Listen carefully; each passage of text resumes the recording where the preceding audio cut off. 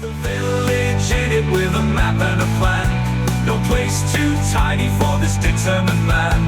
Crossing the counties one by one, you'll see in every English corner a bit of history.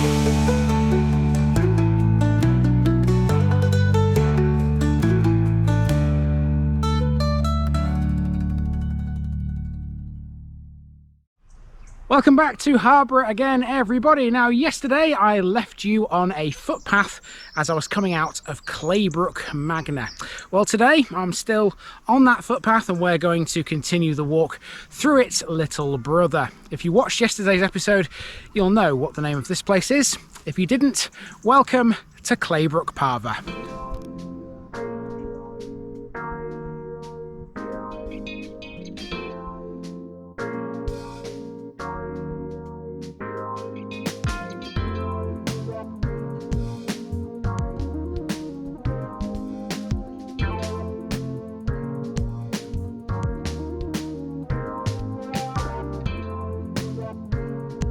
Claybrooke Parva, Claybrooke small. With one Claybrooke village already behind us, today we're looking at the other one. This is Claybrooke Parva, which was formerly known as Over Claybrooke. By the same token, Claybrooke Magna was sometimes referred to as Great Claybrooke instead. Names change a lot, it seems. The village's name means brook with a clay soil. Both Claybrooke Magna and Claybrooke Parva were listed in the Domesday Book as being within the wapentake of Guthlaxton, which centuries later was referred to as 100. The manor was managed by a local lord named Fulco, who was subordinate to the tenant-in-chief, the powerful Robert de Beaumont, the first Earl of Leicester.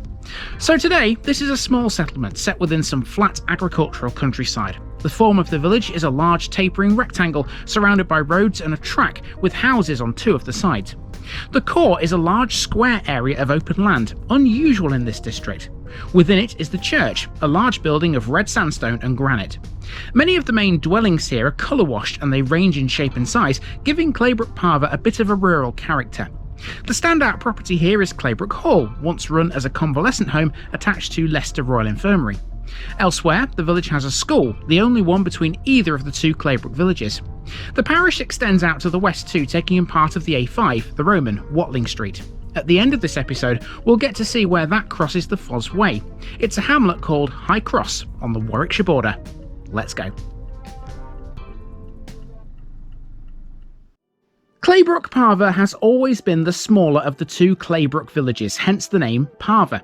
Unlike its much larger neighbour, this one hasn't seen anywhere near the same level of development. This is what it looked like in 1900, and to all intents and purposes, it looks virtually the same today, barring a couple of changes, which we'll highlight. Claybrooke Parva can be defined by a small group of dwellings and farm buildings that surround St Peter's Church and the site of Claybrooke Hall. In terms of a village, that's really that. However, the parish extends out to the west, taking in part of the A5, the ancient Roman road, Watling Street. In doing so, it covers Alma House, which you can see on this map. That's now Alma Park. To the north is High Cross, where Watling Street meets the Foss Way. So here we have Claybrooke Parva village, and there's not a lot to it. Essentially, it's formed of three landmarks: Claybrooke Hall, the Church of St Peter, and the primary school. The rest is a clutch of houses, including the vicarage and the impressive Avenue Villas on this corner. You may recall we left off yesterday on a footpath. Let's rejoin the route. The footpath brings you into Claybrooke Parva on its main street, aptly named Main Road. The first property you encounter is the massive 7-bedroomed Claybrooke Hall.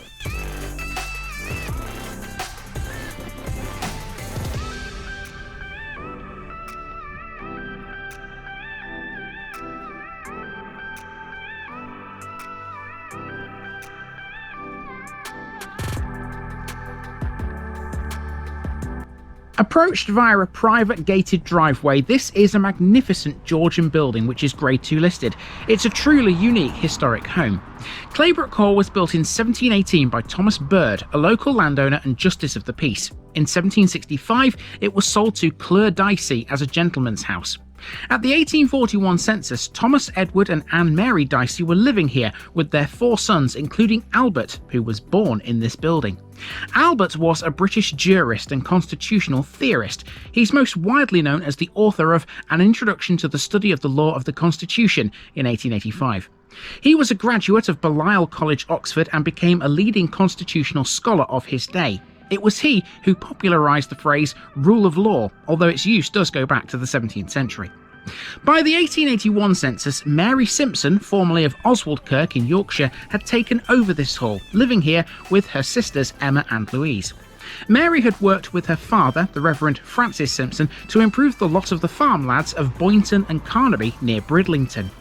This work was written about in her book Ploughing and Sowing, or the Annals of an Evening School in a Yorkshire Village and the Work that Grew Out of It.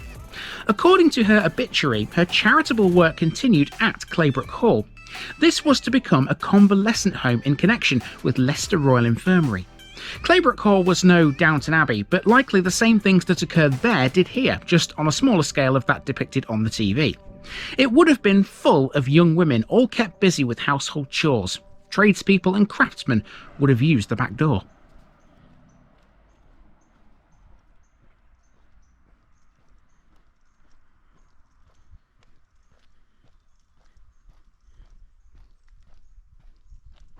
Well, for some reason, Claybrooke Parva seems a little bit quieter than Claybrooke Magna. I don't understand why, really, because it's all on the same road. It's weird how it works. Speaking of the road, we need to continue walking on down it. We're at a bend here, where it turns southwards and goes past this gorgeous house, which I'll tell you the name of in a second, heads towards Avenue Villas, and then it turns again to the left. But we're not going all the way down there. Instead, we're going to be heading towards the church, which is in this parcel of land just here. Now, of course, Claybrooke Hall is a fabulous building, but there are many more in this village. Just by taking a walk along Main Road, you're treated to some awesome ones. Take the homestead, for example, on the bend as the road makes its way south towards Avenue Villas. Currently, this is ranked as the highest value property in either of the Claybrooke villages. It's worth, at present, a whopping £1.18 million, more than Claybrooke Hall, amazingly. Let's skip past this lovely building to Avenue Villas themselves.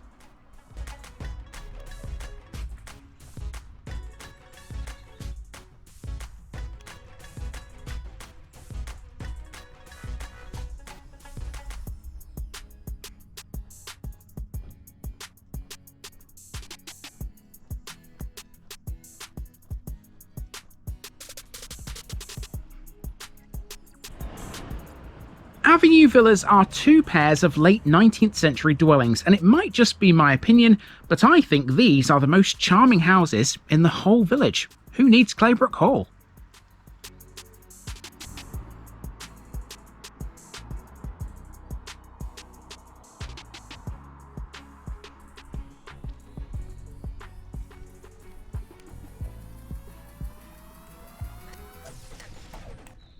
So, as you'll have gathered so far, Claybrooke Parva was and still remains a very rural village. It's nothing like Claybrooke Magna, which was way more industrious. As we know, framework knitting took place in Claybrooke Magna, but little or none occurred here in Claybrooke Parva. The coach road from London to Chester passed through the village at one time, but it was Ulsthorpe and Claybrooke Magna which developed its many inns.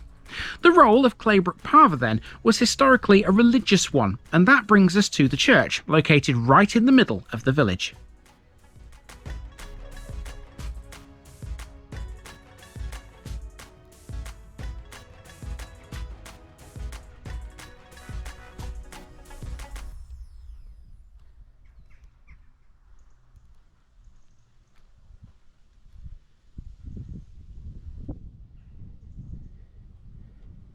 Right, we've made it to the church then. Let's see if this is open. I would very much like to get inside the church today because I haven't managed to yet. Let's see. Nope, it's locked. Never mind. That means we're just going to have to do everything from the outside. St Peter's Church dominates the village and is, to quote Simon Jenkins in his England's 1,000 Best Churches, a jewel. The oldest parts of this date back to 1100. It's generally agreed that the section in question is the base of the tower. The rest of it is 17th century. Claybrooke's church is justifiably famed for its fine chancel, which somehow seems at odds with the rest of the church.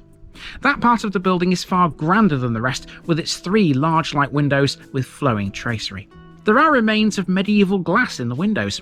Only one window, though, is of stained glass, dating from an 1878 restoration by Street. The nave is interesting too, by the way. It has some 15th century wood carvings of animals and monsters. The nave is perpendicular, and there's some 18th century graffiti carvings on the exterior walls of the chancel. Also outside, there's a medieval mast-stile and deep grooves in one of the windows, thought to be caused by centuries of locals sharpening arrows. This church looks after not just the parishioners of Claybrooke Magna and Claybrooke Parva, but also those of Ulsthorpe and Wibtoft. Although Wibtoft has a small chapel, Ulsthorpe has none, although in medieval times there may also have been a chapel there, as we'll discover.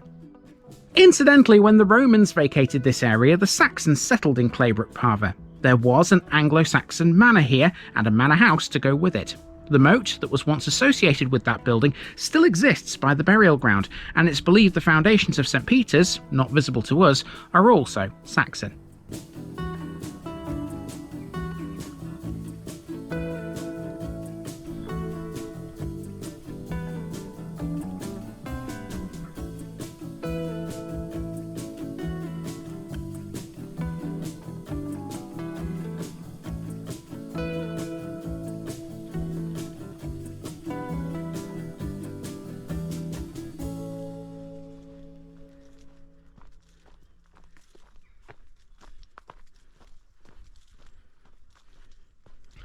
It's a big old cemetery we're passing here, people, on this path.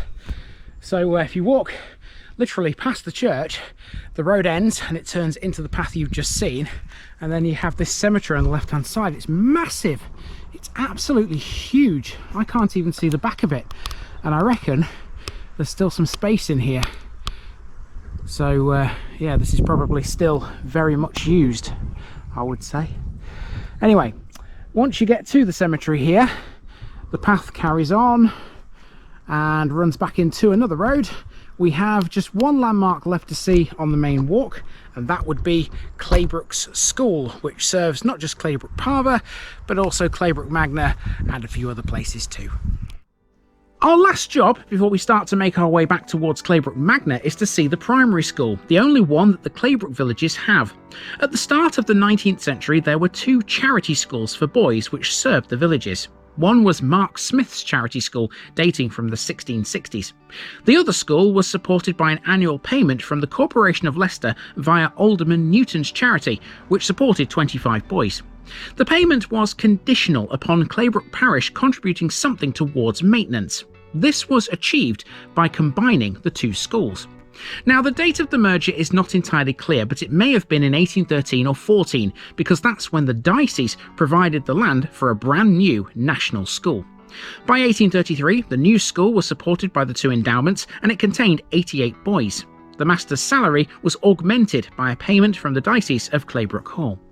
There was also another school for girls, which met in a schoolhouse provided by the diocese, who also supported that school's ongoing costs. There was also a Sunday school at Claybrooke Parva in 1818, attended by 120 children from across the parish. By 1873, the national school had been enlarged and it became a mixed affair with separate rooms for boys, girls and infants.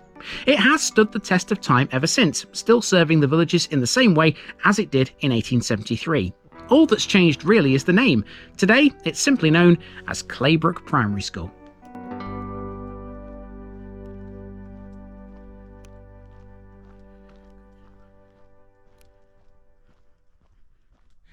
Well, I'll tell you what, people, I'm kind of glad that Claybrooke Magna and Claybrooke Parva are two separate parishes, because if this was all one, just called Claybrooke, this would be a fairly lengthy episode, wouldn't it?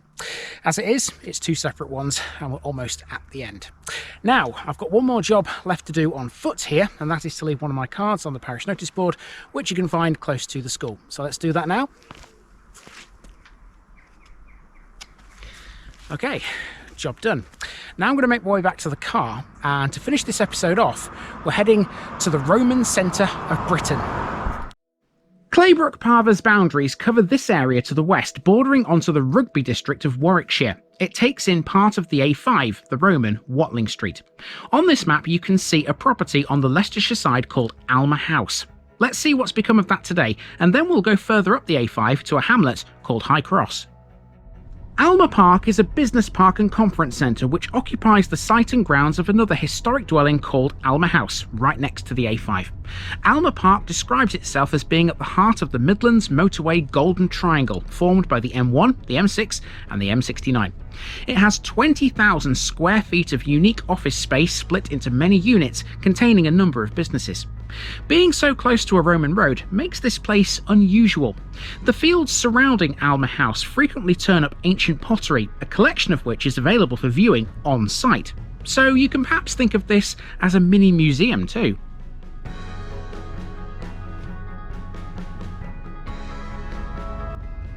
Now, just up the A5 from Alma Park is the hamlet of High Cross. It partially sits within Claybrooke Parva's boundaries, but bits of it spill over the border. Some of it lies in Warwickshire, whilst the rest is actually in Sharnford, a Blaby district parish we've yet to cover. While we're on the A5, it just makes sense to go and cover this in one go, right here. High Cross is the name given to the crossroads where Watling Street and the Fosway, two major Roman roads, meet each other. A naturally strategic high point, High Cross was the central crossroads of both Anglo-Saxon and Roman Britain. It was a hugely important location for both of them. High Cross has marked several other frontiers throughout history. In the Iron Age, for example, the area is believed to have been the frontier between the Coriol Torvi and Dobunni tribes. It was also the border between the Danelaw, controlled by the Vikings, and Saxon territory. This is why High Cross, still to this day, sits on a border, because it reflects the Danelaw boundary. In Roman times, the hamlet was the site of a Romano-British settlement known as Venae or Venanis, and that had an accompanying fort. Venae may have been the meeting point for Roman regiments in their final battle against Boudicca, sometimes called the Battle of Watling Street, which would have been fought nearby. Historians of the 17th and 18th centuries reported very extensive visible Roman ruins around High Cross, leading to a belief that Venae was a major Roman settlement. However, 20th century findings disagree, and today historians usually describe Venae as a small town instead. As denoted by its name, High Cross is at the top of a hill. In fact, it's so high up here that you could at one time see some 57 churches in the surrounding countryside with the aid of a telescope.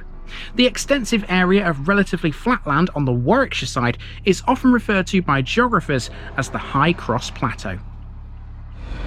Okay, here we are then at High Cross, and you can see behind me we have a monument. Let's talk about this to finish. So to mark the crossing point, there was a monument. It was built in 1712 and funded by the local landowner of the time, the Earl of Denbigh. It was placed to celebrate victories against France by the Duke of Marlborough, as well as marking the centre of Roman Britain. It consisted of 4 Doric columns with an orb and a cross above them. However, it was struck by lightning in 1791, and only the plinth remains today.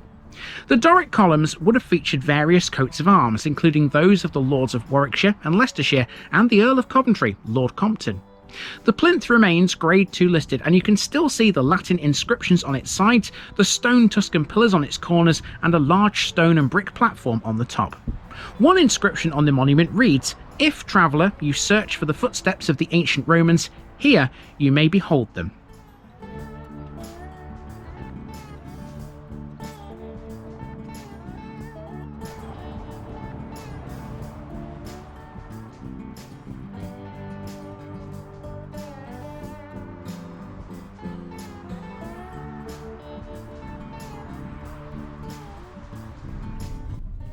And that's it, folks. Another Harborough run comes to its conclusion, but I won't be away for long. You see, I made it my mission at the start of this year to concentrate heavily on Leicestershire. That means I'll be back here within literally a couple of weeks. We'll be taking on another Harborough run, this time to the east, close to the Rutland border. See you there soon.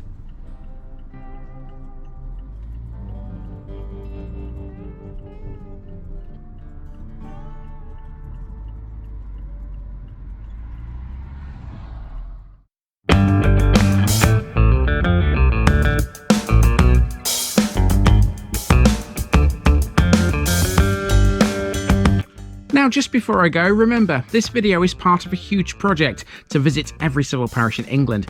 That's more than 10,000. These routes are pre-planned, and due to time constraints, I can't cover every detail or walk down every street. Please don't complain if this video missed something out. I pronounce names how I choose to. I am very aware that local dialect may vary, and I don't take kindly to criticism about this. You've been warned. It's impossible to know everything too. If this video was terrible, make your own. If you're a regular watcher of The Village Idiot, you're not the only one. If you've got a small business, why not use my videos to advertise it? Leave a comment below if you're interested. And finally, thanks for watching this episode, everybody. Give us a like and a subscribe if you've enjoyed this episode, and share it with your friends and relatives. It all helps to keep this mission going. Until next time, I've been Andy, also known as The Village Idiot, and I'm out.